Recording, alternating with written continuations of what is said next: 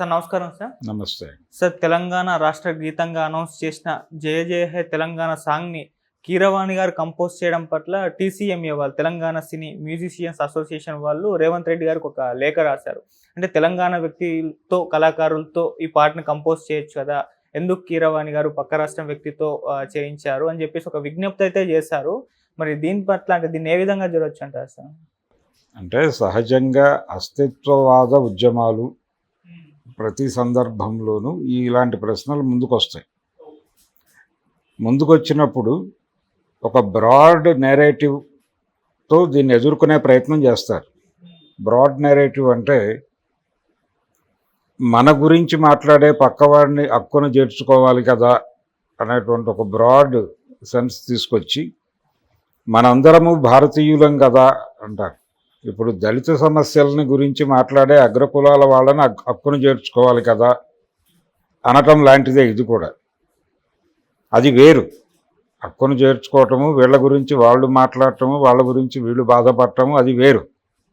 కానీ ఈ పాట సందర్భం ఒకటి ఉంది కదా, తెలంగాణ ఆవిర్భవించి నా సందర్భంగా చేస్తున్నటువంటి ఒక ఫంక్షన్ చేస్తున్నప్పుడు ఆ అకేషన్ మార్క్ చేయటానికి ఈ అస్తిత్వవాద ఉద్యమంతో సంబంధం ఉన్నటువంటి, అంటే తెలంగాణ ఉద్యమంతో సంబంధం ఉన్నటువంటి కవులు చాలామంది ఉన్నారు కదా, ఇక్కడ గాయకులు చాలామంది ఉన్నారు కదా, వాళ్ళతో చేయిస్తే ఆ స్పిరిట్ పలుకుతుంది.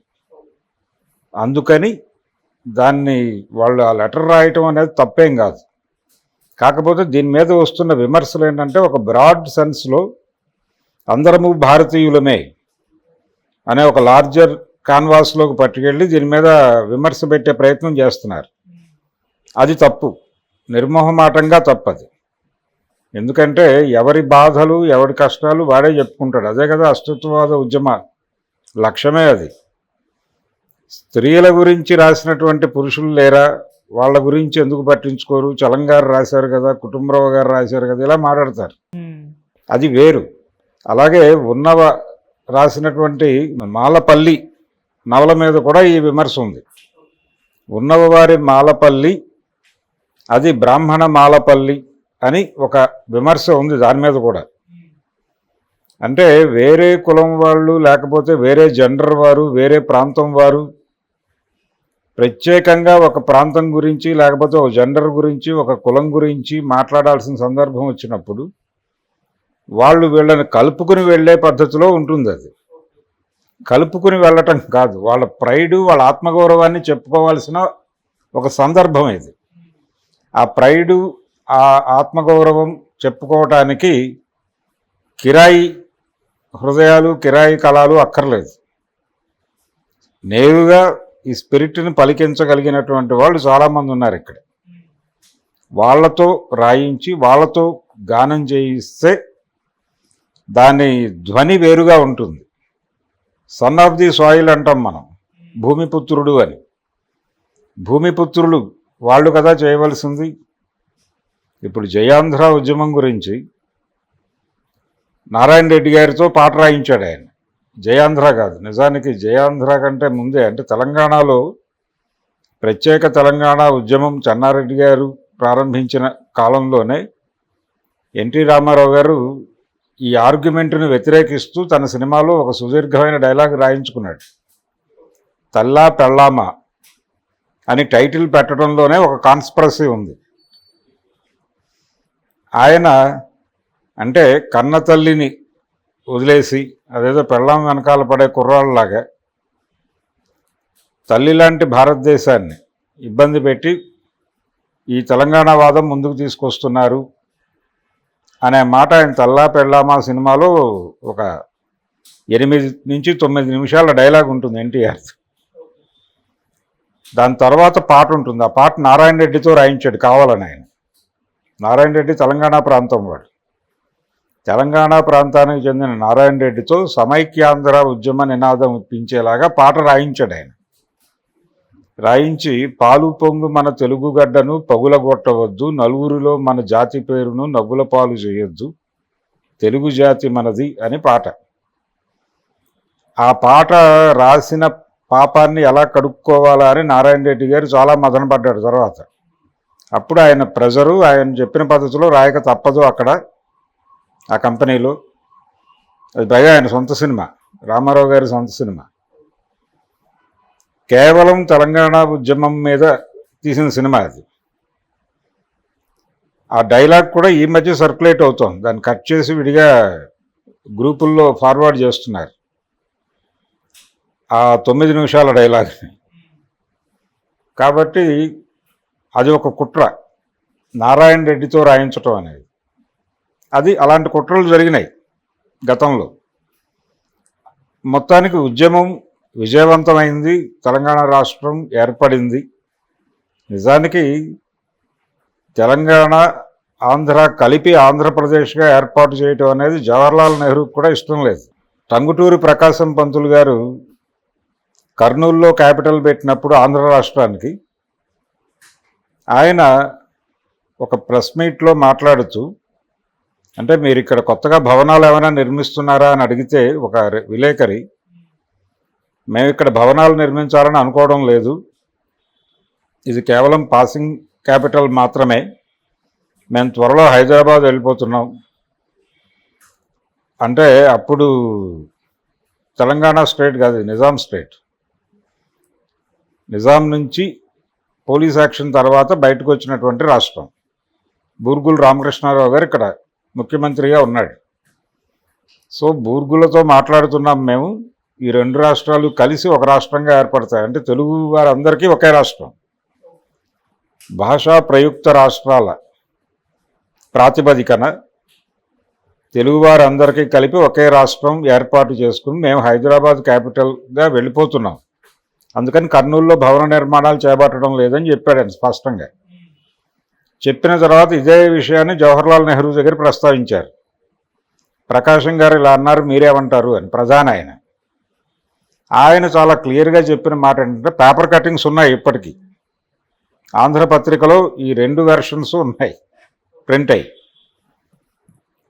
నెహ్రూ ఏం చెప్పాడంటే, ప్రకాశం గారు పెద్దవాడు, ఆయన ఏదో చెప్పాడు, ఆయన కాంట్రవర్సీ చేయదలుచుకోలేదు, కానీ ఆయన ఏ సెన్స్లో చెప్పినప్పటికీ ఆయన హైదరాబాద్ రాష్ట్రంతో కలిసి మేము ఆంధ్రప్రదేశ్గా ఏర్పడి హైదరాబాద్ని క్యాపిటల్గా మార్చుకుంటామనే మాట విస్తరణవాదంగా కనిపిస్తోంది నాకు అన్నాడు చాలా స్పష్టంగా. విస్తరణవాదము అనేది ఆ రోజు పేపర్ హెడ్డింగ్ కూడా అదే, ప్రకాశం గారి కోరిక విస్తరణవాదమా అని క్వశ్చన్ మార్క్ పెట్టి నెహ్రూ గారి స్టేట్మెంట్ వచ్చేశారు పేపర్లో. కాబట్టి ఆ రోజునే జరిగింది ఈ, అంటే జవహర్లాల్ నెహ్రూ ఐడెంటిఫై చేశాడు ఇదేదో కాన్స్పిరసీ జరుగుతోంది. దాన్ని రామారావు గారు దాదాపు ప్రకాశం పంతులు గారి అభిప్రాయాన్ని తన సినిమాలో చెప్పాడు, తెల్లా పెళ్ళామా సినిమాలో. ఆయన 9 నిమిషాల డైలాగు అదే, తెలుగు వాళ్ళందరం కలిసి ఉండాలి, తెలుగు వాళ్ళందరికీ ఒకటే రాష్ట్రం, తెలుగు వారిని విడగొట్టడానికి రకరకాల కుట్రలు జరుగుతున్నాయి, వాటిని మనం భగ్నం చేయాలి అనే సెన్స్లో నడుస్తుంది. కింద విద్యార్థులను ఉద్దేశించి మాట్లాడతాడు సినిమాలో సీన్ అది. విద్యార్థులందరూ చప్పట్లు కొట్టి ఆయన్ని గొప్ప నాయకుడని భుజాలకు ఎత్తుకుంటారు. అది దాదాపు ఆయన రాజకీయాల్లోకి వచ్చాక కూడా అదే మాట్లాడాడు. ఈ సెన్స్ క్యారీ అయిపోతుంది. ఇప్పుడు ఈ బ్రాడ్గా మాట్లాడుతున్న భారతీయులం మనందరం, అందరము భారతీయులుగా మరి ఎందుకు తెలంగాణ రాష్ట్ర ఆవిర్భావానికి ఎందుకు ఉద్యమాలు జరిగినాయి, ఎందుకు ఇచ్చారు, దాని ప్రత్యేకత దానికి ఉంది, దానికి సంబంధించినటువంటి అభివృద్ధి వాళ్ళైతే సెన్సిబుల్గా చేసుకోగలరు అనే ఉద్దేశం కదా. ఉమ్మడి పాలనలో అన్యాయానికి గురైంది అనేటువంటి ఒక ఇబ్బందితో కదా ఈ ఉద్యమం ప్రారంభమైంది, అన్ని రకాల అణచివేత నడిచిందని కదా. సినిమాల్లో కూడా ఆ తర్వాత వచ్చినటువంటి సినిమాల్లో అంత బ్రాడ్ సెన్స్లో మాట్లాడిన రామారావు గారి సినిమాల్లో కూడా ఆయన ఎప్పుడూ తెలంగాణ యువకుడిగా కనిపించడు, ఆయన ఆంధ్ర యువకుడిగానే కనిపించాడు. రెండోది ఆయన సినిమాల్లో పట్నానికి వెళ్ళటం అంటే చెన్నై వెళ్ళటం, మెడ్రాస్ స్టేషన్లో దిగుతాడు ఆయన పల్లెటూరులో క్యారెక్టర్ లొకేట్ అయితే ఆయన పట్నానికి వెళుతున్నాను అంటే మెడ్రాస్ స్టేషన్లో దిగుతాడు. నెక్స్ట్ షాట్ అదే ఉంటుంది రాముడు భీముడు సినిమాలో కూడా. ఇది ఒక ట్రెడిషన్గా నడిచింది. కాబట్టి ఈ టైంలో కీరవాణితో ఈ పాట పాడించడం అనేది కలుపుగోలుతనము, మేము అందరినీ కలుపుకుని పెడతాము అనేది ఇతర సందర్భాల్లో ఓకే. ఈ స్పిరిట్ నచ్చి దీన్ని సమర్థించే వాళ్ళు అక్కడ ఉంటారు, వాళ్ళతో స్నేహం ఉంటుంది, ఆ గొడవ వేరు. కానీ వీళ్ళు సాధించిన విజయాన్ని మార్క్ చేస్తూ జరుగుతున్నటువంటి సభకి, లేకపోతే ఆ అకేషన్కి ఒక యాంథమ్ సాంగ్ రాయాల్సిన సందర్భం వచ్చినప్పుడు ఖచ్చితంగా వాళ్ళే రాయాలి, వాళ్ళే పాడాలి అనేది కరెక్ట్ అభిప్రాయమే. దానిలో విభేదించాల్సిన అవసరం ఏం లేదు. కీరవాణి గారు కూడా జెన్యూన్గానే తప్పుకుని ఉండాల్సింది. కానీ దాన్ని ఒక అదృష్టంగా స్వీకరించాను నేను అని అనొచ్చు ఆయన. నేను తెలంగాణ పట్ల నాకు ఒక సాఫ్ట్ ఇది ఉంది అంటే, నారాయణమూర్తి కూడా తెలంగాణ కోసం సినిమాలు తీసాడు కదా, ఆయన ఈ ప్రాంతం వాడు కాదు కదా అనొచ్చు. అలాగే మా భూమి సినిమా నిర్మాతల్లో ప్రధానంగా రవీంద్రనాథ్ గారు తెలంగాణ మనిషి కాదు, ఆయన ఆంధ్రావాడు, కృష్ణా జిల్లాకి చెందినవాడు, పైగా కృష్ణా జిల్లాకు సంబంధించిన వాడు. రెండోది, తెలంగాణ ఉద్యమం ఒక కులాన్ని కొంచెం టార్గెట్ చేసి మాట్లాడింది, ఆ కులానికి చెందినవాడే రవీంద్రనాథ్. కాబట్టి అయితే ఆయనకు సింపతి ఉంది, తెలంగాణ మీద సింపతి ఉంది, అది వ్యక్తిగతం, ఆ గొడవ వేరు. పర్టికులర్గా ఇది మార్క్ చేసే ఇది కాబట్టి ఇక్కడ ఈ నినాదాన్ని, దీని గురించినటువంటి ఈ సందర్భాన్ని వ్యక్తీకరణ చేసేటువంటి అవకాశం ఖచ్చితంగా తెలంగాణ కవులకి, తెలంగాణ గాయకులకే ఇచ్చి ఉండాల్సింది. కీరవాణి గారు జెంటిల్గా తప్పుకొని ఉండాల్సింది. కాకపోతే ఆయనలో కూడా ఈ బ్రాడ్ సెన్స్ క్యారీ అవుతూ ఆయన సోదర భావంతో నేను పాడుతున్నాను అని పాడి ఉండొచ్చు. రేపు పొద్దున ఎవరైనా అడిగినా అదే చెప్తాడు ఆయన. తెలంగాణ ఏమిటి, మనం అందరం భారతీయులము కాబట్టి తెలంగాణ కూడా నాదే. రామారావు గారు అన్నట్టు, వచ్చిండన్నా వచ్చాడన్నా వరాల తెలుగు ఒకటేనన్నా అన్నాడు ఆయన ఆ పాటలోనే. చివరికి నారాయణ రెడ్డి గారి పరిస్థితి ఎలా దాపురించిందంటే, తెలంగాణ ఉద్యమం జరుగుతుండగా ఆయన్ని విద్యార్థులు నిలదీసి, మీరు ఆ పాట రాసినందుకు క్షమాపణ చెప్పాలన్నారు తెలంగాణ ఉద్యమం జరుగుతున్న సమయంలో. ఆయన చాలా తెలివిగా, ఇప్పుడు కూడా అదే చెప్తున్నాను, తెలుగు జాతి మనది, రెండుగా వెలుగు జాతి మనది అని వెళ్ళిపోయాడు ఆయన. రెండుగా వెలుగు జాతి అని సవరించుకున్నాడు. అప్పుడు నిండుగా వెలుగు జాతి అని రాశాడు రామారావు గారి దగ్గర. తెలంగాణ ఉద్యమ కాలంలోనేమో రెండుగా వెలుగు జాతి అన్నాడు. అలా చెప్పేసి చప్పట్లు కొట్టించుకుని తప్పుకున్నాడు ఆయన తెలివిగా. కానీ జనాలు ఐడెంటిఫై చేశారు, ఈయన ఎన్టీ రామారావు ప్రెషర్కి రాశాడు అని. సో ఇలాంటి ఉదాహరణలు 100 ఉన్నాయి చరిత్రలో.